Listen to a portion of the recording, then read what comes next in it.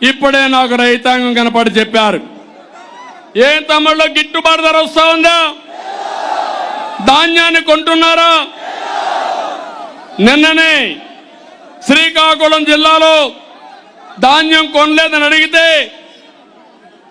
SP వాళ్ళ మీద case పెట్టించి కడాన 14 మందిని అరెస్ట్ చేశారు. ధాన్యం కొనమని అడిగితేనే కేసులు పెట్టే మీరు ఎవడు కొనకపోతే ఈ రైతు ఏం కావాలని అడుగుతున్నా.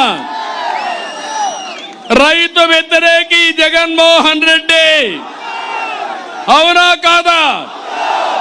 ఈ రైతు యొక్క మీరు అమ్ముకోవాలి తమ్ముడు, వాళ్ళు అమ్మనేరు కదా. మీ ధాన్యం పీడిఎస్ ధాన్యం మొత్తం ఒక ఆయన కాకినాడలో ఉన్నాడు, పోర్ట్లో పెట్టుకొని. కాకినాడ ఎమ్మెల్యే వాళ్ళ నాన్న సివిల్ సప్లైస్ కార్పొరేషన్ చైర్మన్, వాళ్ళ తమ్ముడు rice millers association president. India నుంచి మొత్తం బియ్యం వేరే దేశాలకు ఎగుమతి అయిపోతా ఉంది, స్మగ్లింగ్ అవుతా ఉంది.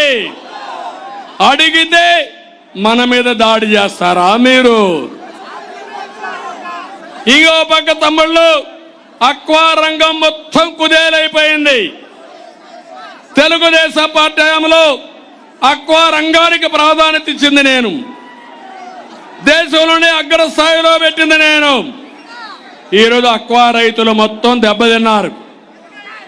నేను ఆ రోజు 6 రూపాయలు 7 రూపాయలు ఉంటే ₹2.50 చేశాను. ఈయనొచ్చి కావాలని కళ్ళబొల్లి మాటలు మాట్లాడి ₹1.50 అని చెప్పి మళ్ళీ ఇప్పుడు 6-7 రూపాయలు చేసే పరిస్థితికి వచ్చాడు. నేను ఒకటే హామీ ఇస్తున్నా, అక్వా రైతులకి ₹1.50కే కరెంట్ ఇచ్చే బాధ్యత తెలుగుదేశం పార్టీ తీసుకుంటాం.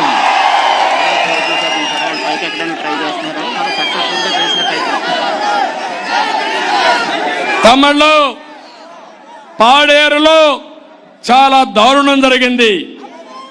ఎక్కడ అంబులెన్స్ పనిచేయకుండా ఒక పాప చనిపోతే ఆ పాపను తీసుకుపోవాలని తల్లిదండ్రులు ఆరాటపడినా ఎవరు రాకపోతే 130 కిలోమీటర్లు స్కూటర్లో ఆ ఆడబిడ్డ శవాన్ని తీసుకుపోయారంటే ఎలాంటి ప్రభుత్వం ఉందో మీరు ఆలోచించాల్సిన అవసరం ఉంది.